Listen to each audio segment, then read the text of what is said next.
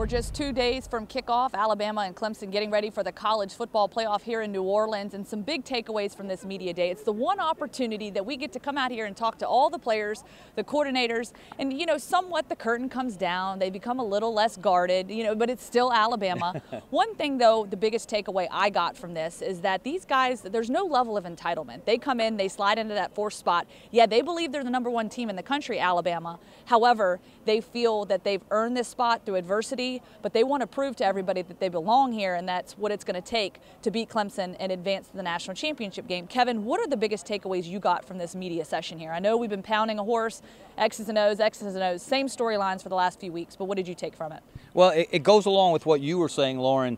I asked Nick Saban if this team through 12 games has established a personality or if that'll be determined on Monday night. And he flashed back to last year. He said that team's personality, that team's legacy wasn't what it could have been, or maybe, this is interesting, what it should have been, because after winning 14 games, after leading until the final second in the final play of the final game, they lost.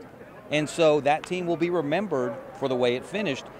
His hammering of that point, and you hear it reflected in the players' answers as well, that sticks with them. That has not gone away.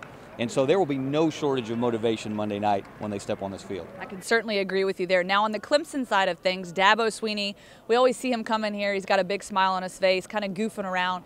But one thing that we notice about Dabo is he has not forgotten his Alabama roots. He always reflects on that, his time with Alabama. What did you take away from that in terms of his connection and relationship with the Alabama Crimson Tide and the faithful there?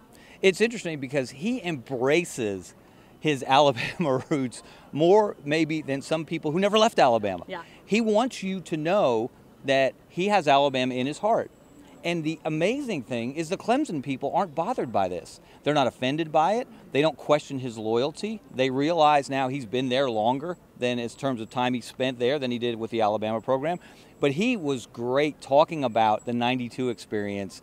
And I asked Woody McCorvey and Thad Turnipseed, some of his key staff members at Clemson who were part of that '92 Alabama team and that national championship here in the Superdome, what they remember. It said Dabo has talked about that all week, everywhere they go. We stopped here, you should go there. They couldn't really tell me the Bourbon Street stories that he told the team.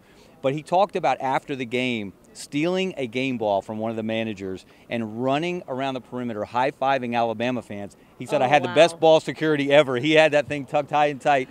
But the joy in his face, the joy in his voice talking about that experience, he has not lost that. And I think that's part of the reason Clemson has become, outside of Alabama, the most consistent program in college football. He keeps it fun. They work hard.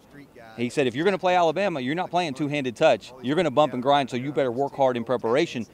But he manages to keep it fun, even though now they've become a program that it's only a surprise when they lose, not when they win. And I know you've probably got some good stories from Bourbon Street as well. And long time ago. Long time ago. Hey, we might have some more of those throughout the weekend. It's always a good time here in New Orleans. He's Kevin Scarbinsky. I'm Lauren Sisler. And for all your updates here from the college football playoff as Alabama gets ready for kickoff, you can visit us on AL.com.